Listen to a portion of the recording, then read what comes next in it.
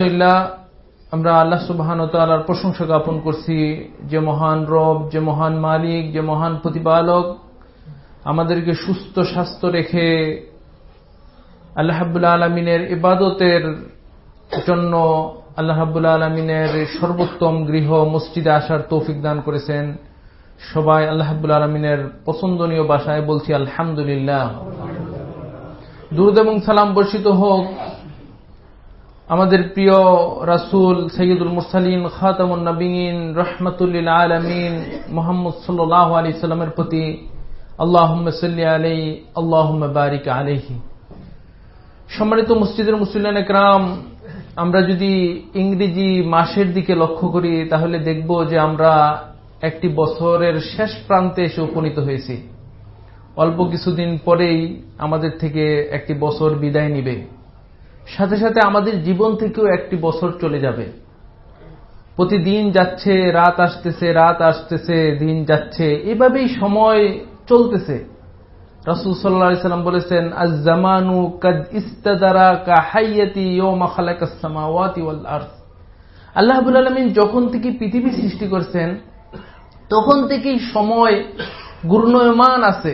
রাত থেকে পরে দিন আসতেছে, দিনের পরে রাত আসতেছে, চলতেছে। এটা সৃষ্টির শুরু থেকে চলতেছে এবং কিয়ামতের আগ পর্যন্ত একই নিয়মে, একই পদ্ধতিতে, একই সিস্টেমে চলতে থাকবে। এরই ফাঁকে আমাদের কারো হয়তো জন্ম হচ্ছে, কারো মৃত্যু হচ্ছে, কেউ বিবাহ করতেছে, কেউ আপনার অন্য কাজে আপনার মনোনিবেশ করতেছে, এই সময়ের ফাঁকেই। তো এই সময়ের মধ্যেই আমাদের জীবন, আমাদের জীবনটাই অল্প একটু সময়ের মধ্যে আছে। তো একটা বছর চলে যাওয়ার সাথে সাথে আমাদের লক্ষ্য করা উচিত যে আমার জীবন থেকেও একটা বছর চলে গেছে, আগামী বছর আবার আমি পাবো কিনা, অথবা এই যে আমি কতগুলি বছর পেলাম এটাকে আমি কিভাবে কাজে লাগালাম, আল্লাহ রাব্বুল আলামিন যদি হিসাব নেন তাহলে আমার কি অবস্থা হবে, এই বিষয়গুলি আমাদের চিন্তা করতে হবে। তো সম্মানিত উপস্থিতি, আসলে জীবনটা মানুষের অল্প কয়েকটা দিনের সমষ্টি। আমরা একটা গল্প শুনছিলাম যে এক ব্যক্তি রাতে স্বপ্নে দেখছেন, তিনি স্বপ্নের মধ্যে দেখতেছেন যে তাকে একটা বাঘে তাড়া করেছে। তো বাঘের তাড়া খেয়ে জীবন বাঁচানোর জন্য তিনি একটা গাছে উঠেছেন। গাছে ওঠার পরে একেবারে সবচেয়ে উঁচু যে ডালটা, ওই ডালের উপরে যে তিনি বসছেন। তো বসার পরে এখন তিনি একটু স্বস্তির নিঃশ্বাস ছাড়ছেন যে বাঘ থেকে আমি বাঁচলাম। এমন সময় নিচের দিকে তাকিয়ে দেখেন যে একটা সাপের একটা বাসা বা সাপের একটা বসার স্থান, সে বসে আছে, তাকে কামড় দেওয়ার জন্য অপেক্ষায় আছে। তখন তিনি ভীত হয়ে গেলেন এবং তিনি দেখলেন যে ডালের মধ্যে তিনি বসে আছেন, ওই ডালটা দুইটা ইঁদুর, একটা কালো ইঁদুর আর একটা সাদা ইঁদুর কাটতেছে, ডালটা কেটে দিচ্ছে। এখন তিনি চিন্তা করলেন আমি নিচে নামতেও পারবো না, সাপ আমাকে ধরে ফেলবে। আবার যদি নাও নামি, এই ইঁদুরগুলি যেভাবে কাটা শুরু করছে, আমি কিছুক্ষণের মধ্যে আমি ডাল ভেঙে নিচে পড়ে যাব। এই অবস্থার মধ্যে তিনি, তার ঘুম ভেঙে গেল। সকালবেলা যখন তিনি একজনের কাছে গিয়ে বললেন যে আমার এই স্বপ্নের কি ব্যাখ্যা হতে পারে, তখন তাকে বলা হলো যে এটা হলো আপনার জীবন। কারণ আপনার জীবনটা হলো যে যেই বাঘটা আপনার জন্য বসে আছে সেটা হলো কবর। আপনাকে নিচে পড়লে ওকে গ্রাস করে নিবে আপনাকে। আর যে সাপটা আপনি দেখতেছেন ওটা হলো আপনার মৃত্যু। আর যে ইঁদুরগুলি কাটতেছে এটা হলো আপনার জীবন। আপনার যে হায়াতটা পেয়েছেন সেই হায়াতটাকে, সাদা ইঁদুর মানে দিনের বেলা আর কালো ইঁদুর মানে রাত্রবেলা, আপনার জীবন থেকে সময় কেটে নিয়ে যাচ্ছে সে। এমন একটা সময় আসবে যে আপনার জীবন শেষ হবে, আপনি মৃত্যুবরণ করবেন। সম্মানিত উপস্থিতি, এই হলো আমাদের জীবনের অবস্থান। আমাদের জীবন থেকে প্রতি মুহূর্ত সময় চলে যাচ্ছে। একটা সেকেন্ড চলে যাওয়া মানে আপনার জীবন থেকে একটা সেকেন্ড চলে যাওয়া, একটা মিনিট চলে যাওয়া মানে একটা মিনিট চলে যাওয়া। এটা কোনোদিন কোনো কিছুর বিনিময়ে আপনি এটা ফিরিয়ে আনতে পারবেন না। এই জন্য বলা হয় অমূল্য সম্পদ জীবন, যার কোনো মূল্য নেই। এই যে 2019 সাল চলে যাচ্ছে, যত টাকা আপনি দেন দিয়ে এই সালটাকে আর আনতে পারবেন না, এই সময়টাকে আর আনতে পারবেন না। যারা বৃদ্ধ হয়ে গেছেন তারা যৌবন কালটাকে আর কোনোদিন আনতে পারবেন না। যারা যৌবনে আছেন শিশুকালটাকে আর কোনোদিন আনতে পারবেন না। এই জন্য সময়ের মূল্যায়ন আপনাদের করতে হবে। সম্মানিত উপস্থিতি, এই সময়টা গুণমান হয় চন্দ্র এবং সূর্যের আবর্তনের মধ্যে। আল্লাহ রাব্বুল আলামিন সূরা ইউনূসের 5 নম্বর আয়াতে বলছেন, ওয়াল্লাযী জাআলাশ শামসা দিয়াআ ওয়াল কামারা নূরা। আল্লাহ রাব্বুল আলামিন সূর্যকে করেছেন দীপ্তিমান করে, আর চন্দ্রকে করেছেন আলোকমান করে। ওয়া কাদ্দারাহা মানাজিল, এবং তাদেরকে তিনি মঞ্জিল করে দিয়েছেন, ঘূর্ণয়মানের নির্ধারিত সময় করে দিয়েছেন। লিতাআলামু আদাদাস সিনিনা ওয়াল হিসাব, যাতে করে তোমরা বছরের গণনা করতে পারো, হিসাব করতে পারো যে বছর চলে যাচ্ছে, মাস চলে যাচ্ছে, দিন চলে যাচ্ছে, এইটা যাতে তোমরা বুঝতে পারো। এই জন্য তিনি চন্দ্র, সূর্য, গ্রহ, নক্ষত্র এগুলিকে সৃষ্টি করেছেন। আবু যার আল গিফারি থেকে হাদিস আসছে সহিহ বুখারীর মধ্যে 4802 নম্বর হাদিস। আবু যার আল গিফারি রাদিয়াল্লাহু তাআলা আনহু বলেন, কুনতু মা'আন নবী সাল্লাল্লাহু আলাইহি সাল্লাম ফিল মসজিদি ইনদা গুরুবিশ শামস। একদিন আমি রাসূল সাল্লাল্লাহু আলাইহি সাল্লামের সাথে মসজিদের মধ্যে ছিলাম, তখন সূর্য অস্তমিত হচ্ছিল। তখন রাসূল সাল্লাল্লাহু আলাইহি সাল্লাম বললেন, ইয়া আবু যার আতাদরি আইনা তাযহাবিশ শামস।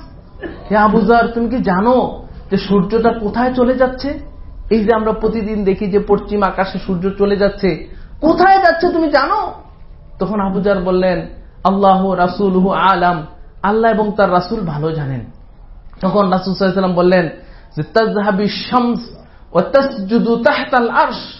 প্রতিদিন সূর্যটা পশ্চিম আকাশে যখন হেলে যায়, একটা সময় সূর্য যে আল্লাহর আরশের নিচে সেজদা করে, তারপরে সূর্য আবার অনুমতি চায় যে আল্লাহ, আমি কি আবার উদিত হব? 24টা ঘন্টা আমি তোমার সৃষ্টিকে খেদমত করে এসেছি, আলো দিয়ে এসেছি, আমি কি আবার যাব?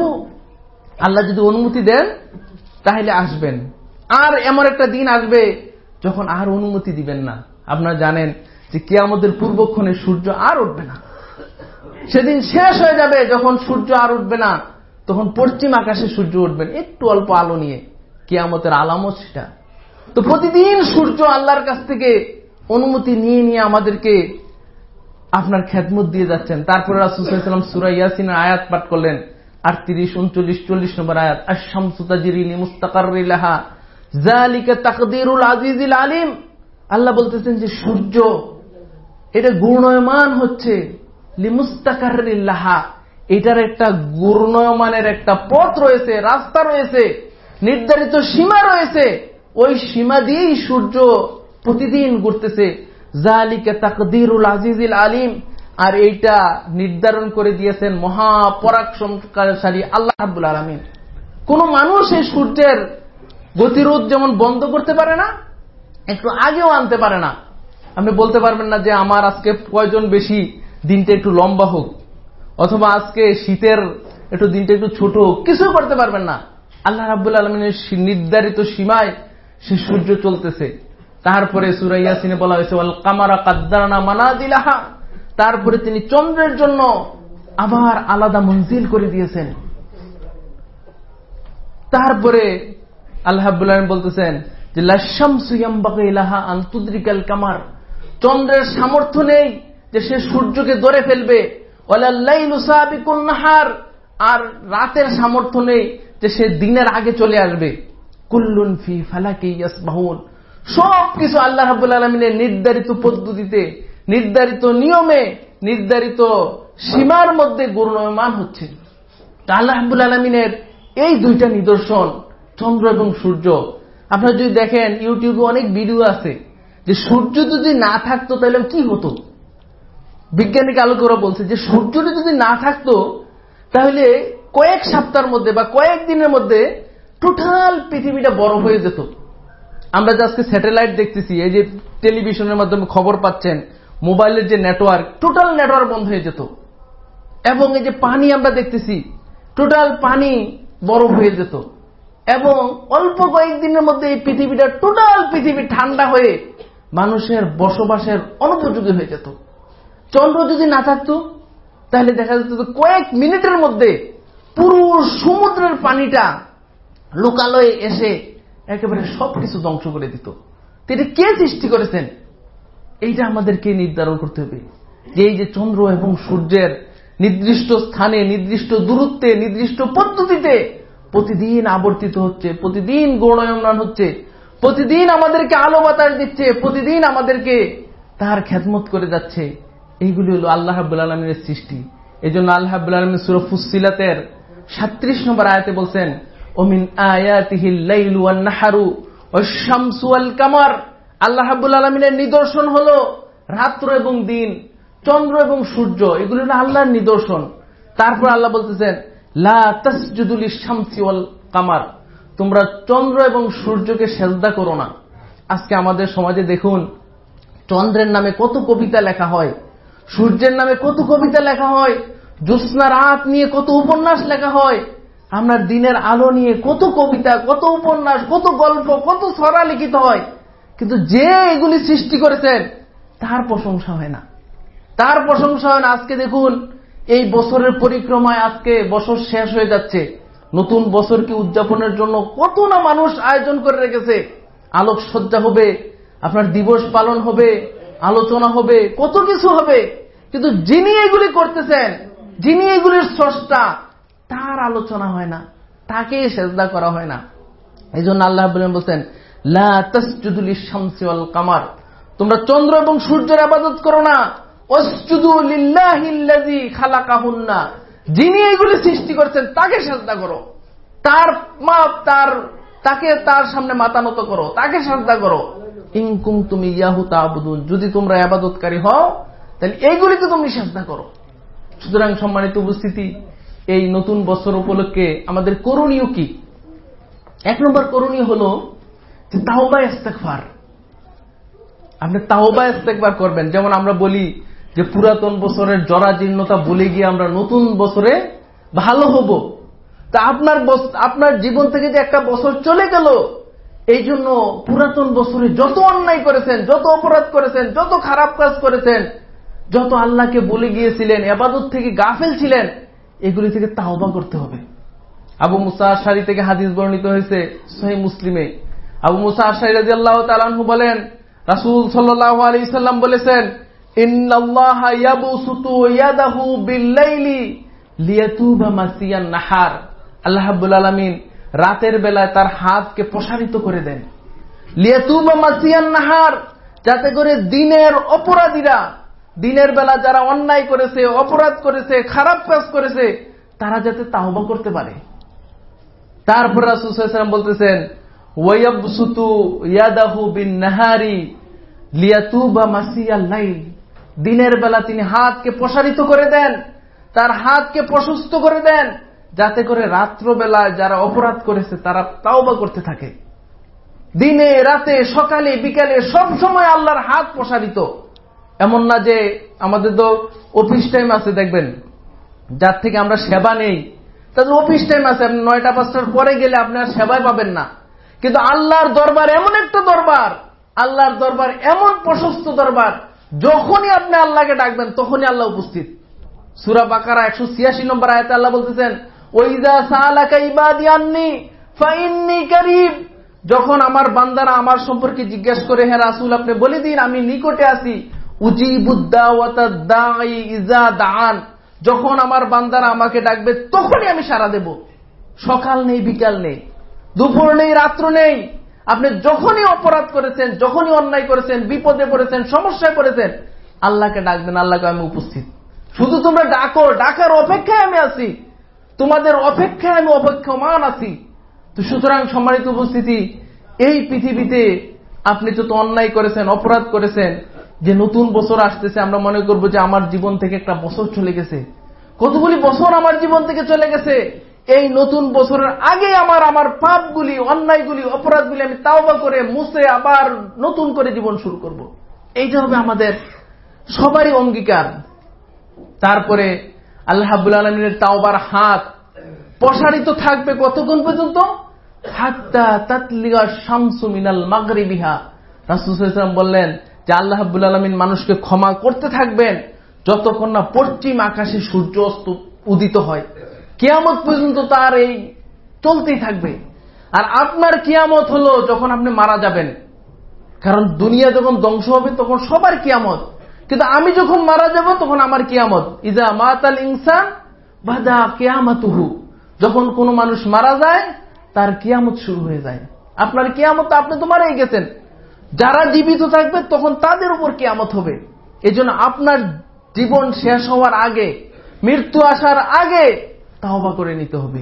এই জন্য তাওবার জন্য গুনাহ করার সাথে সাথে মুমিন ব্যক্তির কর্তব্য হলো সে তাওবা করে পাপগুলি মোচন করে সুন্দরভাবে জীবন অতিবাহিত করবে। এই জন্য সে অপেক্ষা করবে না।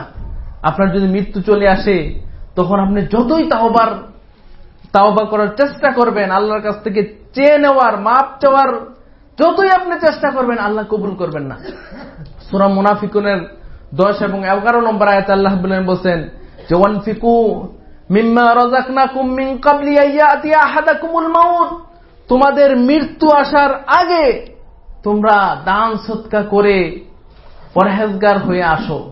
কেননা যখন তোমাদের মৃত্যু চলে আসবে, ফায়াকুলা রব্বি লাউলা আখারতানি ইলা আজালিন কারীব, যখন মানুষের মৃত্যু চলে আসবে তখন সে অল্প একটু সময় চাইবে আল্লাহর কাছে, অল্প একটু সময় আল্লাহ তুমি আমাকে দাও। ফাসাদদাকা ওয়া আকুম মিনাস সালিহিন, আমি দান সদকা করে, ইবাদত করে, বন্দেগী করে, সালাত সিয়াম করে আমি তোমার কাছে নেককার হয়ে আসব। তখন আল্লাহ বলবেন যে ওয়ালা ইউআখিরুল্লাহু নাফসান ইযা জাআ আজালুহা আল্লাহু খাবীরুম বিমা তা'মালুন, কোন মানুষের যখন মৃত্যু চলে আসবে তখন আর তাকে সময় দেওয়া হবে না। যতই আপনি চাইবেন যে আমি একটু সময় দাও, 1 সেকেন্ড সময় দাও, সময় আর দেওয়া হবে না। সুতরাং এই জন্য সম্মানিত উপস্থিতি, আমাদের যে এই যে সময়, এই যে একটা বছর আল্লাহ রাব্বুল আলামিন দিলেন, কত লোক মারা গেছে, আমার সাথে লেখাপড়া করছে এই লোক মারা গেছে। আপনাদের সাথে হয়তো মসজিদে মুসল্লি ছিল, গত বছর ছিল, আজকে নেই সে। ভালো মসজিদে হয়তো তিনি নামাজ পড়তেন, আজকে এই মসজিদে আসছেন আপনারা, কেউ নেই, হয়তো মারা গেছে। অনেকে আপনার সাথে ব্যবসার পার্টনার ছিল, সে মারা গেছে। আপনার খেলার সাথী ছিল, মারা গেছে। তা আল্লাহ রাব্বুল আলামিন যে আমাকে বাঁচিয়ে রেখেছেন, এই জন্য আমরা তাওবা করতে হবে যে আমি অন্যায় লিপ্ত রয়েছি, আর তিনি তো মারা গেছেন, আমিও তো মারা যেতে পারতাম। এই কথা চিন্তা করে এই নতুন বছরকে আমরা এভাবে উদযাপন করব যে আমি এই পুরাতন বছরে এই পাপ আমি পুরাতন বছরেই রেখে দেব, নতুন বছর আর আমি এই পাপ নিয়ে যাব না। এইভাবে আমাদের দৃঢ় সংকল্প করতে হবে। 2 নম্বর কাজ হলো যে আপনার ভালো কাজের ধারাবাহিকতা রক্ষা করতে হবে। যেমন আপনি যেই ভালো কাজ করতেছিলেন, এই ভালো কাজগুলি যাতে ধারাবাহিক থাকে, চলতে থাকে। এমন না হয় যে এতদিন ভালো কাজ করছিলেন, হঠাৎ করে বন্ধ হয়ে গেছে, এইরকম হলে হবে না, বরং ভালো কাজের ধারাবাহিকতা থাকতে হবে। এই জন্য আয়েশা রাদিয়াল্লাহু তাআলা আনহা থেকে হাদিস বর্ণিত হয়েছে সহিহ বুখারীর মধ্যে 6464 নম্বর হাদিস। রাসূল সাল্লাল্লাহু আলাইহি ওয়াসাল্লাম বলেছেন যে আহাব্বুল আমালি ইলাল্লাহি আদওয়ামুহা ওয়া ইন কাল্লা। রাসূল সাল্লাল্লাহু আলাইহি ওয়াসাল্লাম বলেছেন যে সবচেয়ে উত্তম আমল হলো আল্লাহর কাছে যেই আমলটার ধারাবাহিক রয়েছে, যদিও সেটা কম হয়। খুব কম আমল করেন আপনি, যেমন প্রতি সালাতের পরে আপনি আয়াতুল কুরসি পড়েন, প্রতিদিন পড়েন, এইটাই আপনার উত্তম সবচেয়ে। কিন্তু আপনি দেখা গেল একদিন একেবারে 10 মিনিট দোয়া পড়েছেন, সালাতের পরে অনেক জিকির আজকার করছেন, আর 2 দিন আর খবর নেই। 1 ওয়াক্ত পড়েন আর 3 ওয়াক্ত খবর নেই। এটা আল্লাহর কাছে প্রিয় নয়। বরং সবচেয়ে প্রিয় হলো যেই কাজটা ধারাবাহিক ভাবে করে, কম হোক এটা, আপনি শুধু আয়াতুল কুরসিটা পাঠ করেন, সুবহানাল্লাহ 33 বার, আলহামদুলিল্লাহ 33 বার, আল্লাহু আকবার 33, এগুলি পড়েন। যে কোনো একটা কাজ, নির্দিষ্ট কাজ ধারাবাহিক ভাবে করতেছেন, প্রতিদিন করতেছেন। সূরা ইখলাস 3 বার পড়লে কোরআন খতমের সওয়াব, প্রতিদিন আপনি পড়তেছেন। কিন্তু এমন যেন না হয় যে একদিন করেছেন আর 3 দিন খবর নেই।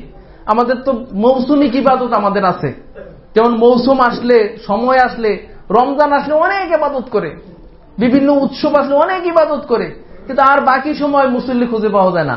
কিন্তু আল্লাহ রাব্বুল আলামিনের কাছে উত্তম ইবাদত, সবচেয়ে পছন্দনীয় ইবাদত হলো যেই ইবাদতের মধ্যে ধারাবাহিকতা রয়েছে, যে ইবাদত কন্টিনিউয়াসলি করা হয়, মাঝে মাঝে যেটা করা হয় না।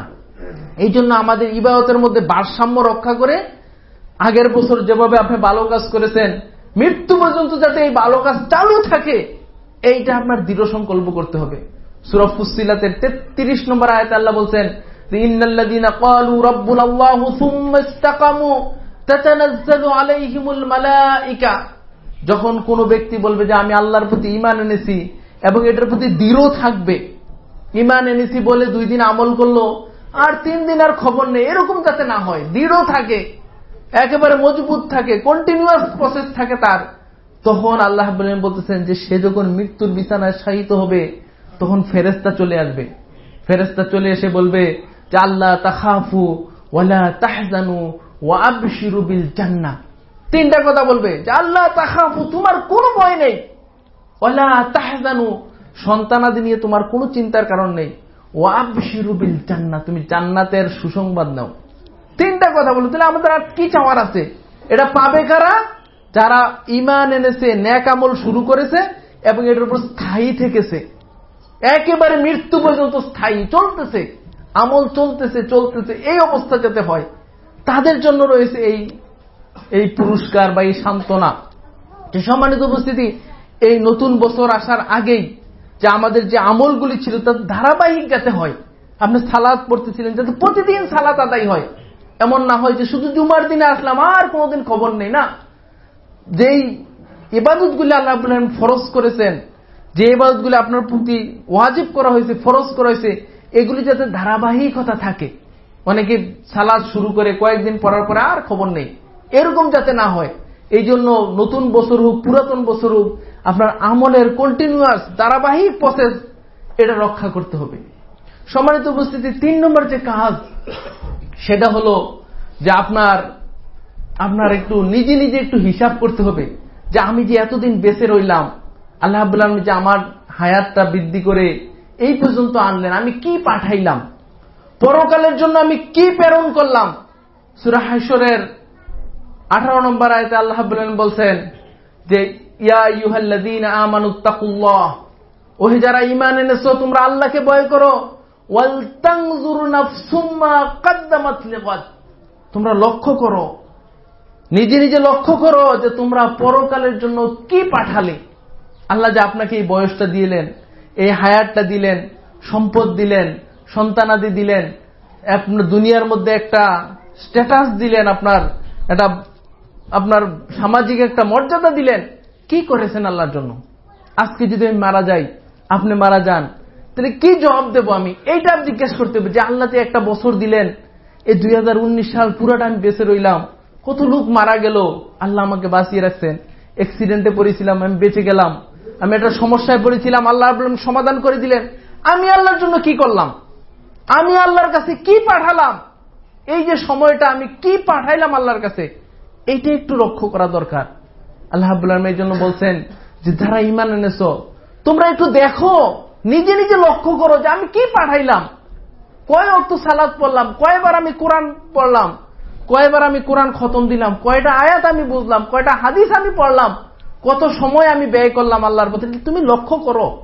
আমাদের সমস্যা হয়েছে যে আমরা দিন দুনিয়ার অনেক খবর রাখি, সমাজের খবর রাখি, রাজনীতির খবর রাখি, অর্থনীতির খবর রাখি, কিন্তু নিজের খবর রাখি না।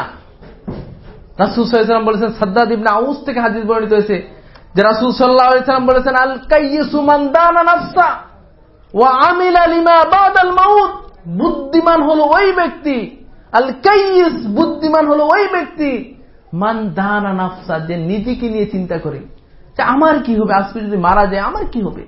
আমরা ছেলে মেয়ের জন্য দেখা যায় ব্যাংক ব্যালেন্স করি, ইন্স্যুরেন্স করি, ফিক্সড ডিপোজিট করি, হ্যাঁ, যে কিভাবে চলবে ওই ছেলেরা বা আমি কিভাবে চলবো, কিন্তু আমি মারা গেলে কি হবে ওটা চিন্তা নাই আমার।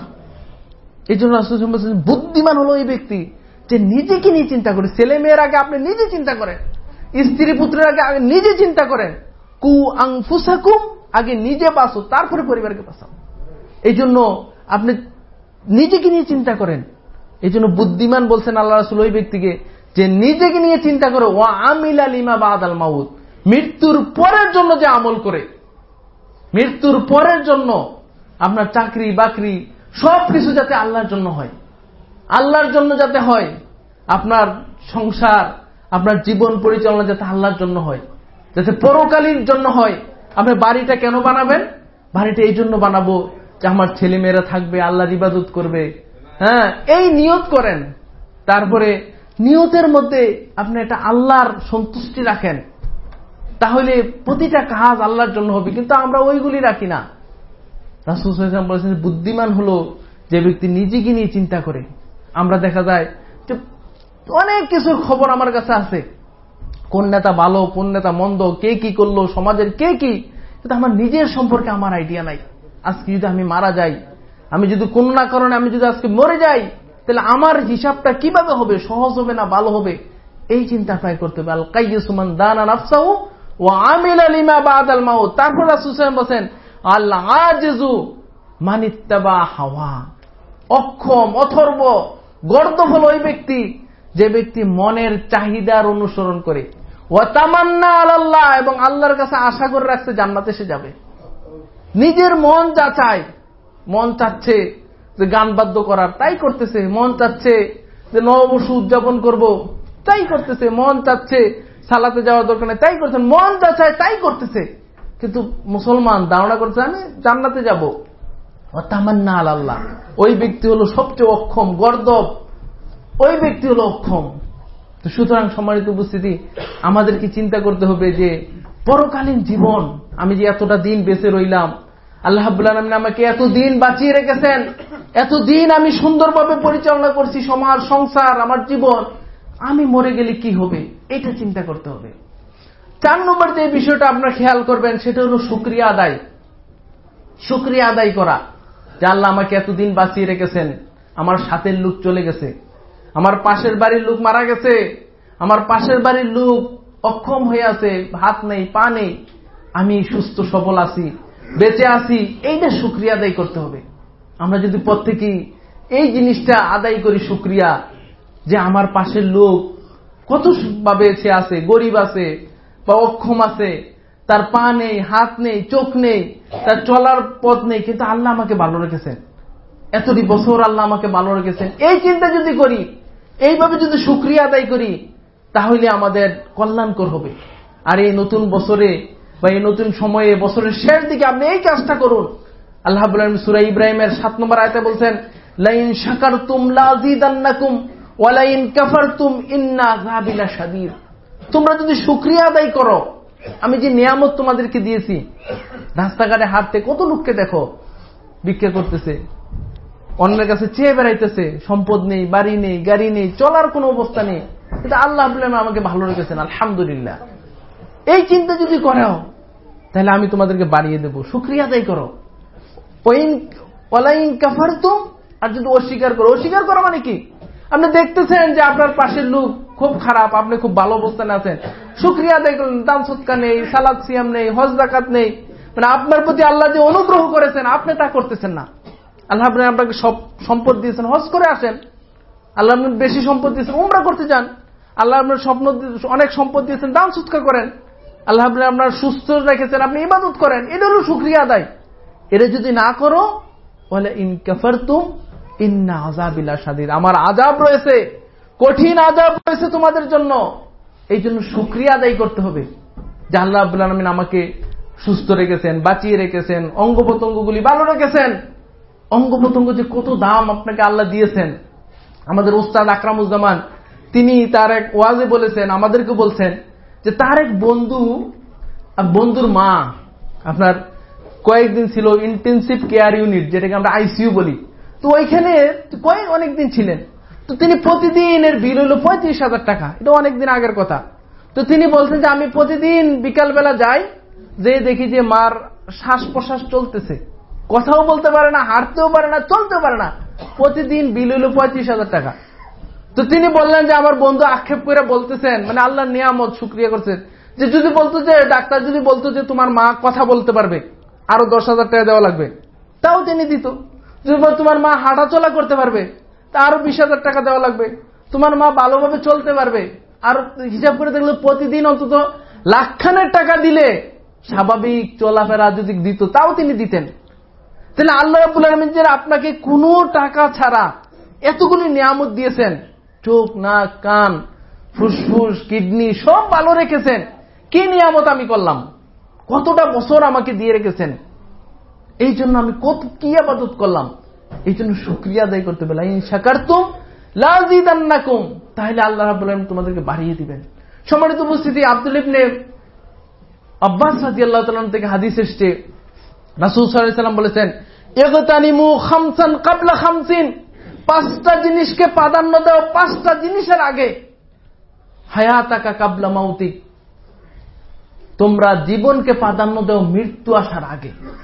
5টা জিনিসকে প্রাধান্য দাও। 1 নম্বর হলো তোমার জীবনকে তুমি প্রাধান্য দাও মৃত্যু আসার আগে। মৃত্যু আসলে আর এই দুনিয়ার স্বাদ আর থাকবে না, দুনিয়ার কোনো কিছু থাকবে না। সুতরাং জীবনটা থাকতে এটাকে প্রাধান্য দাও। একবার আলহামদুলিল্লাহ বলো, সুবহানাল্লাহ বলো, সালাত পড়ো, সিয়াম রাখো। মৃত্যু যারা হয়ে গেছে হাজার হাজার বছর ধরে কবরে আছে, লক্ষ লক্ষ বছর ধরে কবরে আরো থাকতে হবে, তারা ইবাদত করতে চাইবে। মানুষ যখন মারা যায় তখন বারবার আল্লাহর কাছে বলে, আল্লাহ আরেকবার পাঠাই দাও, আরেকবার তুমি পাঠাই দাও, আমি ইবাদত করে আসবো। তখন যদি হাজারবার আপনি সুবহানাল্লাহ আলহামদুলিল্লাহ বলেন, একবারও গ্রহণযোগ্য হবে না। আর আজকে আপনি একবার আলহামদুলিল্লাহ বলেন, সুবহানাল্লাহ বলেন, আল্লাহর জিকির করেন, চলতেছেন রাস্তায়, চলতে চলতে জিকির করেন, আলহামদুলিল্লাহ বলেন, সুবহানাল্লাহ বলেন। মুখ তো আল্লাহই দিয়েছে, এটাই হলো নিয়ামতের শুকরিয়া। কিন্তু আমরা ওইদিকে খেয়াল করি না। এই জন্য আল্লাহ রাসূল সাল্লাল্লাহু আলাইহি ওয়াসাল্লাম বলছেন, হায়াতাকা কাবলা মাউতিক, মৃত্যু আসার পূর্বে তুমি হায়াতকে প্রাধান্য দাও, এই সময়টাকে তুমি প্রাধান্য দাও। এই যে সময়, ইমাম রাজি রহমাতুল্লাহ আলাইহি তিনি একবার বাজারে গেছেন। তো বাজারে যাওয়ার পরে তিনি বলতেন যে সূরা আসরের তাফসীর আমি বুঝতেছি না, যে আল্লাহ রাব্বুল আলামিন কেন আল আসর সময়ের কেন কসম করলেন। তো তিনি বললেন, আমি একদিন বাজারে গেছি, যাওয়ার পরে আমি দেখলাম যে এক বরফ বিক্রেতা তিনি ডেকে ডেকে বলতেছে, ও লোকেরা, তোমরা আমার পুঁজিকে নষ্ট হতে দিও না, আমার পুঁজিটা হলো বরফ, তোমরা যদি বরফটা কিনে না নেও তাহলে কিছুক্ষণ পরে বরফটা পানি হয়ে যাবে, আমার পুঁজি শেষ হয়ে যাবে, আমার মূলধন শেষ হয়ে যাবে, আমার সম্পদ শেষ হয়ে যাবে। তা আপনার পুঁজিটা হলো দুনিয়ার জীবন, এই যে হায়াত আল্লাহ দিয়েছেন, এই হায়াতটা হলো আপনার পুঁজি। এইটাকে যদি আপনি কাজে লাগান, আল্লাহর ইবাদতে কাটান, তাহলে আপনার পরকালীন জীবন ভালো হবে। আর যদি আপনি এই দুনিয়ার জীবনটা হেলায় খেলায়, দুনিয়ার রং তামাশায়, দুনিয়ার আনন্দ ফুর্তিতে, দুনিয়ার চাকচিক্যের মধ্যে আপনি কাটিয়ে দেন, তা আপনার পুঁজি শেষ করে ফেলছেন। যখন মৃত্যু চলে আসবে, কিয়ামত চলে আসবে, আখিরাত চলে আসবে, তখন শত আফসোস করে আল্লাহর কাছে কোনো কাজে আসবে না। এই জন্য হায়াতাকা কাবলা মাউতিক, মৃত্যু আসার পূর্বে তুমি হায়াতকে প্রাধান্য দাও, হায়াতকে কাজে লাগাও, হায়াতের নিয়ামতকে তুমি গুরুত্ব দাও, হায়াতের নিয়ামতকে তুমি প্রাধান্য দাও, একটু সময় তুমি খাটাও। তারপর রাসূল সাল্লাল্লাহু আলাইহি ওয়াসাল্লাম বলছেন, শাবাবাকা কাবলা হারামিক, তোমার যৌবন কালটাকে কাজে লাগাও বার্ধক্য আসার পরে, আগে। বার্ধক্য আসলে মানুষ আর কাজ করতে পারে না, সমাজেও যেমন তাদের অক্ষম হয়ে পড়ে। যিনি চাকরি করেন তাকেও রিটায়ারমেন্ট দিয়ে দেওয়া হয় যে তুমি অক্ষম হয়ে গেছো, আর কাজ করতে পারবে না। তো এই যৌবন কাল যখন আপনি কাজ করতে পারেন, আপনি ইচ্ছা করলে ভালো কাজ করতে পারেন, ইচ্ছা করলে খারাপ কাজ করতে পারেন। রাসূল সাল্লাল্লাহু আলাইহি ওয়াসাল্লাম বলছেন যে তুমি এই যৌবন কালটাকে কাজে লাগাও। যখন বৃদ্ধ চলে আসবে তার আগে আমাদের যুবকরা মনে করে যে বৃদ্ধকাল আসুক, এমন ইবাদত করব, মসজিদ থেকে আর বের হবো না। আসলে বাস্তবতা তাই নয়। আপনি দেখবেন বৃদ্ধ হইলে আপনি চলতেই পারবেন না, হাঁটতেই পারবেন না, মন চাবে না কোনো কাজ করতে। যেই জীবন, যেই আপনার শরীর সংসারে কোনো কাজে লাগে না, সরকারের কোনো প্রতিষ্ঠানে কোনো কাজে লাগে না, এই শরীর আপনি আল্লাহকে দিয়ে কি লাভ হবে? আপনি দেখেন যুবকরা মনে করে যে একটু যৌবনকাল আছে, একটু বৃদ্ধ হই। হ্যাঁ, আপনি দেখবেন ছোটকালে পড়ার ঝামেলায়, পড়ার চিন্তায় চিন্তায় সময় শেষ হয়ে 20-25 বছর চলে যায়। যখন 25 বছরে পড়া শেষ হয় তখন চাকরির চিন্তা, চাকরিতে যখন আপনার জয়েন হয় তখন আপনার পদোন্নতির চিন্তা, যে চাকরিতে কিভাবে আরো একটু ভালো করা যায়।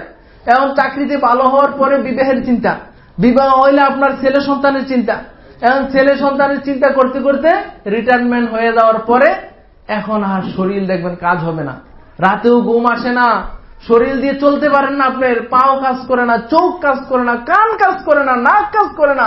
তখন ওই শরীর আপনাকে আল্লাহকে দিয়ে কি লাভ হবে? আর আমরা তাই হয়, দেখা যায় একটা লোক আপনার সারা জীবন সালাত সিয়াম পড়ে নাই, মৃত্যুর পরে আমরা কি বলি? বিসমিল্লাহি ওয়া আলা মিল্লাতি রাসূলিল্লাহ, রাসূলের মিল্লাতে দিয়ে দিলাম। এই দেহের যেমন দুনিয়াতে কোনো কাজ নাই, রাসূলকে দিয়ে দিলাম, না রাসূল আল রাসূলের ঠেকা পড়ছে। আপনার এই জন্য বলা হয়েছে যে যৌবন কালটাকে তুমি কাজে লাগাও বৃদ্ধ আসার আগে। এখন আপনি ইচ্ছা করলে পড়তে পারবেন, কোরআন মুখস্থ করতে পারবেন, সালাত পড়তে পারবেন, সিয়াম রাখতে পারবেন, দিনের জন্য কাজ করতে পারবেন, সব সময় আপনার আছে, শক্তি আছে, সাহস আছে, বুদ্ধি আছে, মেধা আছে।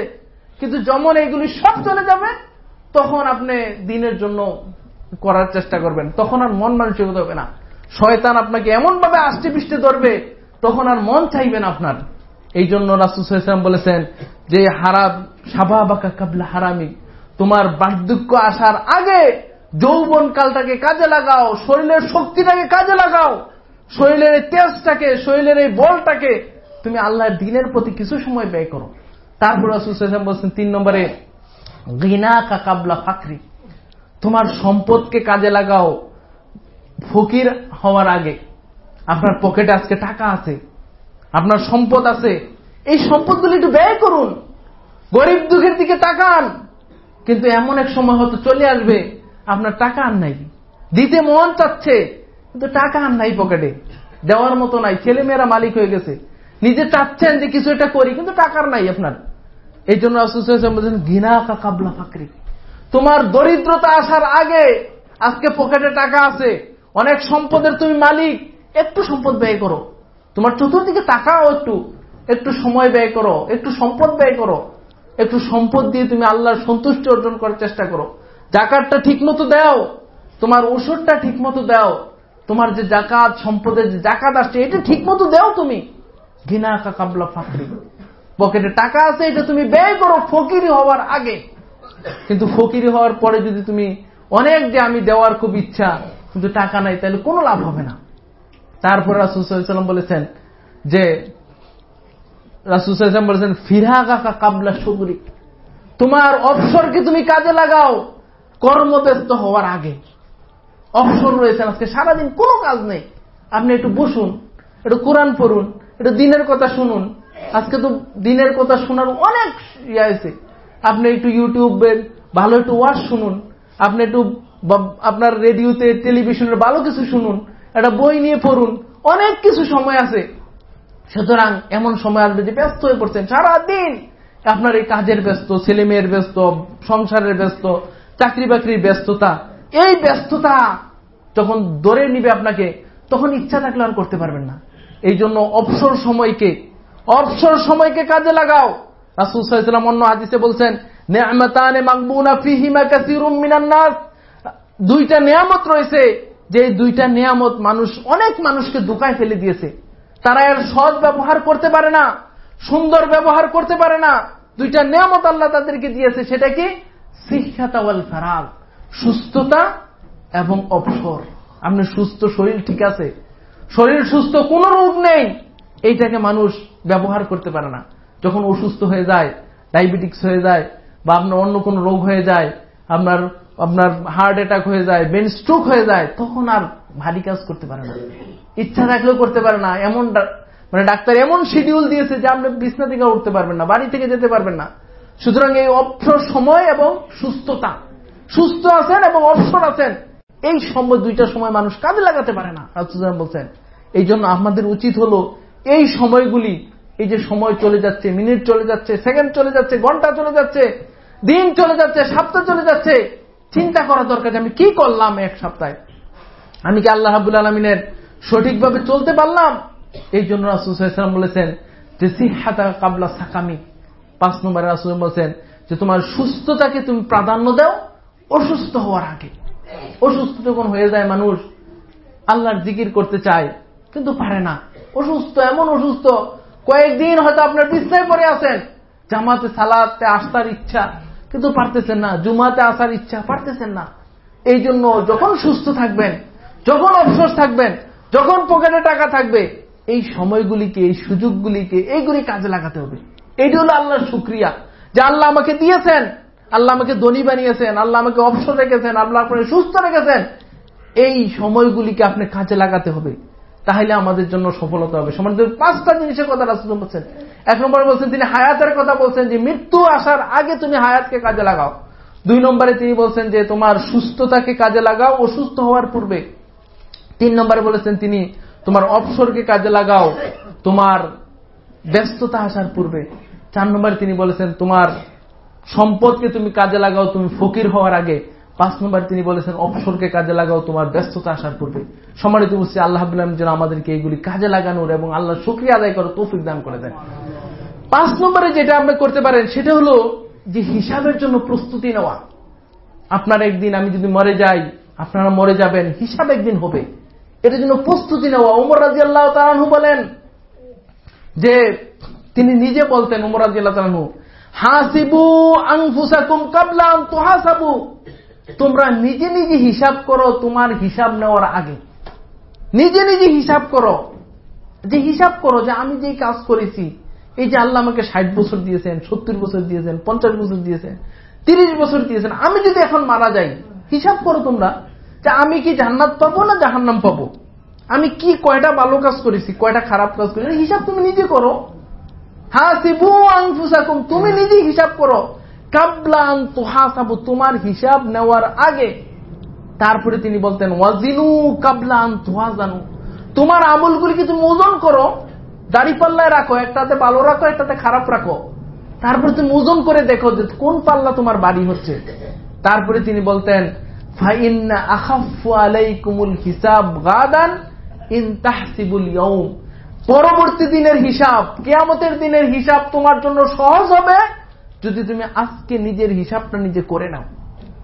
আপনি যদি ব্যবসার হিসাব আপনার আগে আগে করে নেন, কোন কর্মচারী আপনার মালিকের কাছে হিসাব দেওয়ার আগে যদি নিজে হিসাবটা কমপ্লিট করে থাকে, তখন হিসাব দেওয়া সহজ হয়। আর যদি সকল হিসাব একত্র করে গোলমাল করে রেখেছে, তখন হিসাব দেওয়া কঠিন হয়। এই জন্য আখেরাতে তো আল্লাহ হিসাব নিবেনি আপনার, আখেরাতে আপনার আমলগুলি ওজন করা হবে।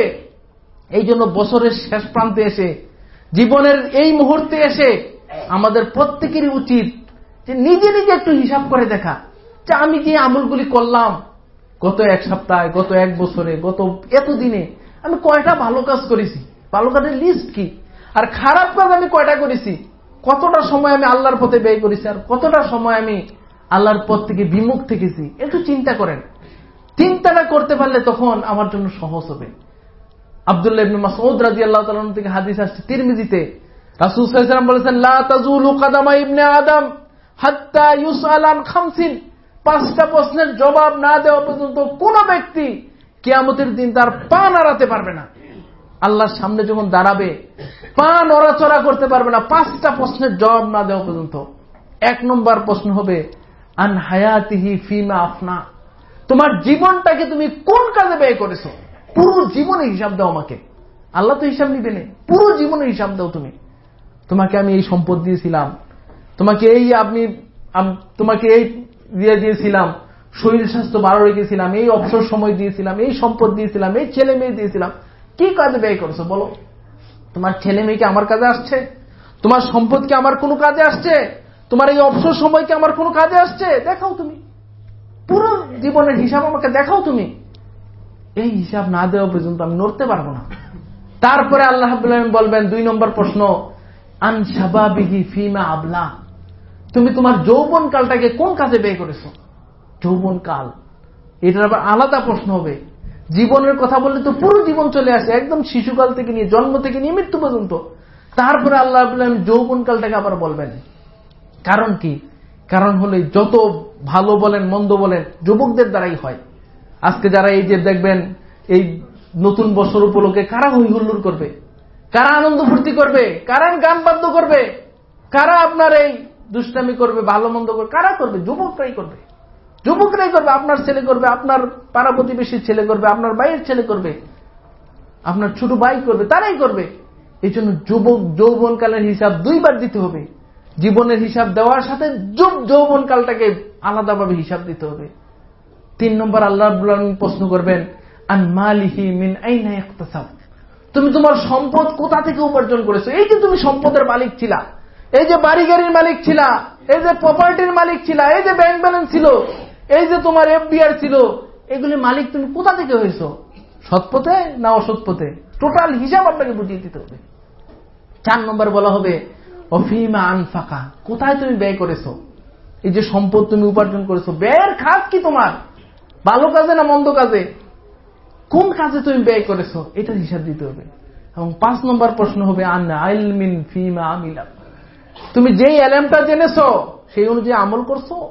এই যে প্রতিদিন খুতবা থেকে, মাহফিল থেকে, ওয়াজ থেকে যে ইলমটা তুমি অর্জন করেছো, এটা কি আমল করছো না মসজিদে গিয়ে শোনাই শেষ?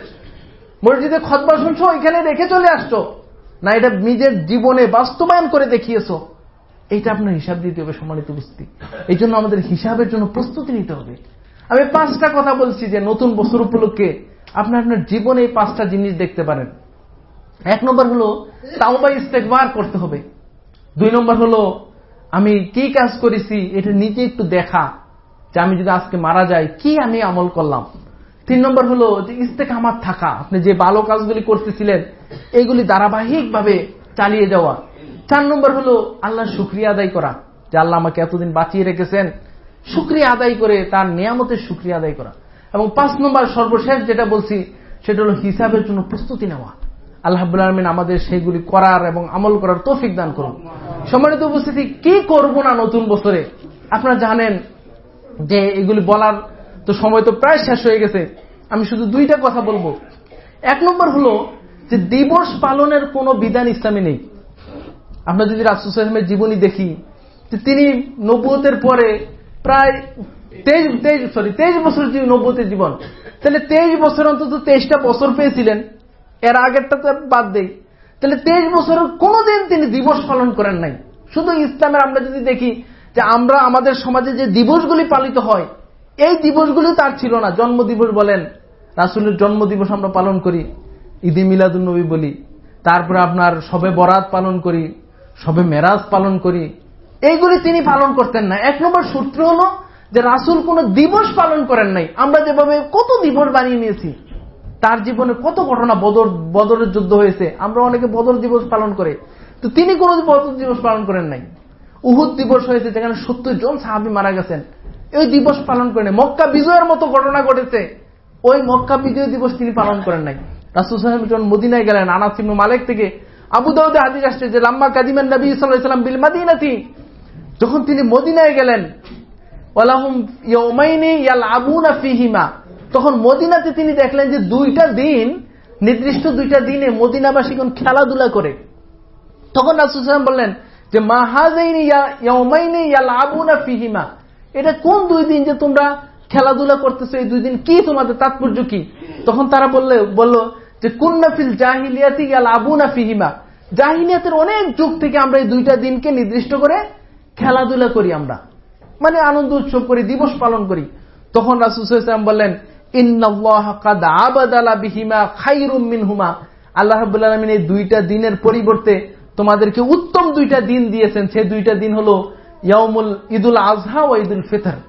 এই 2টা দিন আল্লাহ তোমাদেরকে দিয়েছেন, ঈদুল ফিতরের দিন, ঈদুল আযহার দিন, যেটা আমরা পালন করি, এটা আমরা দিবস পালন করি না, বরং ইবাদতের মাধ্যমে আল্লাহর শুকরিয়া আদায় করি। একজন মুসলমান ঈদুল ফিতরের দিন কি করেন? সালাত আদায় করেন, সিয়াম, 1 মাস সিয়াম পালনের পরে তিনি আল্লাহর শুকরিয়াতান হিসাবে তিনি সালাত পালন করেন, সালাত আদায়ের মাধ্যমে দিবস উদযাপন করেন। আবার কুরবানির দিন কুরবানির গরু জবাইয়ের মাধ্যমে আল্লাহর সন্তুষ্টি অর্জনের মাধ্যমে দিবস পালন করেন। এই 2টা দিন ব্যতীত আর কোন দিবসের ইসলামে আর তৃতীয় কোন দিন জায়েজ নেই। সুতরাং 1 নম্বর আমরা সূত্র হলো যে কোন দিবস ইসলামে জায়েজ নেই। যে 2টা দিবস আছে, ঈদুল ফিতর এবং ঈদুল আযহা, এই জন্য মুসলমান কখনো আপনার কোন দিবস পালন করতে পারে না। দিবস পালন করা এটা বিধর্মীদের সংস্কৃতি। আজকে দেখুন নববর্ষ কারা পালন করে, আপনার এইটা বিধর্মীদের সংস্কৃতি। এই জন্য আব্দুল্লাহ ইবনে ওমর রাদিয়াল্লাহু তাআলা থেকে হাদিস আসছে যে মান তাশাব্বাহা বিকাউমিন ফাহুয়া মিনহুম, কোন জাতি যদি অন্য জাতির সাদৃশ্য অবলম্বন করে তাহলে তাদের অন্তর্ভুক্ত হবে। লাজনা দায়েমা সৌদি আরব থেকে ফতোয়া দেওয়া হয়েছে যে এই নববর্ষ উপলক্ষে কোনো উৎসব করা, কোনো দিবস পালন করা, কোনো কিছু করা, এটা হলো হারাম এবং ইহুদিদের খ্রিস্টানদের সংস্কৃতি। যেটা যদি কোনো মুসলমান করে তাহলে তিনি মুসলমান মানে ইহুদিদের সাদৃশ্য অবলম্বন করলেন, যেটা তার জন্য নিষিদ্ধ, সেটা করা তার জন্য জায়েজ হবে না। সম্মানিত উপস্থিতি, তারপরে 2 নম্বর একটা বিষয় হলো যে আরেকটা 2 নম্বর সূত্র মনে রাখবেন যে যেই কাজ করা আপনার স্বাভাবিক অবস্থায় নিষেধ, ওই কাজ কোন দিবস উপলক্ষেও নিষেধ। যেমন গান বাদ্য করা, নারী পুরুষ একসাথে হওয়া, তারপরে আপনার ধরেন মদ জুয়ার আসরের আয়োজন করা, এগুলো স্বাভাবিক অবস্থায় নিষেধ। এমন বলতে পারবেন যে নারী পুরুষ একসাথে হোক, ওয়াজ মাহফিল কি একসাথে হয়? যদি ওয়াজ মাহফিলও একসাথে হয় তাও জায়েজ হবে না। তার মানে হলো স্বাভাবিক অবস্থায় যেই কাজ করা নিষেধ, কোন দিবস উপলক্ষেও এই কাজ করা নিষেধ। যেই কাজগুলি স্বাভাবিক অবস্থায় নিষেধ, গান বাদ্য করা স্বাভাবিক অবস্থায় নিষেধ, এই কোন দিবস উপলক্ষেও এটা নিষেধ হবে। নারী পুরুষ একসাথে হয়ে কোন অনুষ্ঠান করা, এটা স্বাভাবিক অবস্থায় নিষেধ, কোন দিবস উপলক্ষে নিষেধ হবে। সুতরাং যত মদ বলেন, অন্যান্য জিনিসগুলি বলেন, যত জিনিসগুলি আছে সবগুলি যেটা স্বাভাবিক অবস্থায় নিষেধ, এটা আপনার কোন দিবস উপলক্ষে নিষেধ। এই জন্য আমরা বলবো যে নববর্ষ আসলে উদযাপনের বিষয় নয়, বরং আপনার জীবনের কান্নার বিষয়, যে আমার জীবন থেকে একটা বছর চলে গেছে, আমি আর যদি 60 বছর বসে থাকতাম তাহলে 1 বছর চলে গেছে, 40 বছর বেঁচে থাকলে 1 বছর চলে গেছে, তার মানে আমার জীবন থেকে সময় চলে গেছে। এটার জন্য আমার আক্ষেপ করা দরকার, নিজের প্রতি আমার চিন্তা করা দরকার যে আমি কি আমল করলাম। এটা উদযাপনের বিষয় না। আপনি উদযাপন করবেন কি? আপনার জীবন থেকে তো চলে গেছে একটা সময়, এটা তো আর কখনো ফিরে আসবে না। সুতরাং আল্লাহ রাব্বুল আলামিন আমাদেরকে বোঝার তৌফিক দান করুন এবং অন্যায় বিভিন্ন খারাপ এবং অশ্লীল থেকে আমাদের যুব সমাজকে বেঁচে থাকার তৌফিক দান করুন। আল্লাহুম্মা সাল্লি আলাইহি আল্লাহুম্মা বারিক আলাইহি।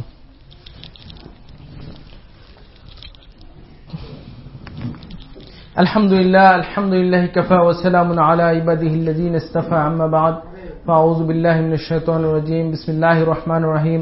ইন্নাল্লাহা ওয়া মালায়েকাতাহু ইউসাল্লুনা আলান নবী ইয়া আইয়ুহাল্লাযীনা আমানু সাল্লু আলাইহি ওয়া সাল্লিমু তাসলিমা। আল্লাহুম্মা সাল্লি আলা মুহাম্মাদ ওয়া আলা আলি মুহাম্মাদ কামা সাল্লাইতা আলা ইব্রাহিম ওয়া আলা আলি ইব্রাহিম ইন্নাকা হামিদুম মাজিদ। আল্লাহুম্মা বারিক আলা মুহাম্মাদ ওয়া আলা আলি মুহাম্মাদ কামা বারাকতা আলা ইব্রাহিম ওয়া আলা আলি ইব্রাহিম ইন্নাকা হামিদুম মাজিদ। সম্মানিত মসজিদের মুসল্লিয়ান ইকরাম, আপনাদের মসজিদ নির্মাণের কাজ দৃশ্যমান আপনাদের সামনে খুব দ্রুত আলহামদুলিল্লাহ এগিয়ে যাচ্ছে। আমরা আশা করি এখানে একটা ভালো একটা মার্কাজ হবে। তো আমার যতটুকু সামর্থ্য আমি চেষ্টা করতেছি, আপনারাও আপনাদের অনুযায়ী চেষ্টা করবেন। আলহামদুলিল্লাহ অনেকেই আজকে এখানে দানের হাত বাড়িয়ে দিয়েছেন। আলহামদুলিল্লাহ এইটাই আমাদের নিয়ামতের শুকরিয়া হিসাবে আল্লাহ রাব্বুল আলামিন যে আমাদেরকে বাঁচিয়ে রেখেছেন, আমাদের সম্পদ দিয়েছেন, আমাদের অর্থ দিয়েছেন, এইটার শুকরিয়াতান হিসাবে আমি এখানে ফিক্সড ডিপোজিট রাখতে পারি যে আমার মৃত্যুর পরে এইটা কাজে আসবে, যেটা বাকি যেটা থাকবে এটা তো সন্তানরা নিয়ে যাবে। সুতরাং আপনারা আপনাদের সামর্থ্য অনুযায়ী এখানে দান সদকা করার, এখানে একটু শরীক থাকার, এখানে একটু হাত বাড়িয়ে দেওয়ার চেষ্টা করবেন। আল্লাহ রাব্বুল আলামিন আমাদেরকে তৌফিক দান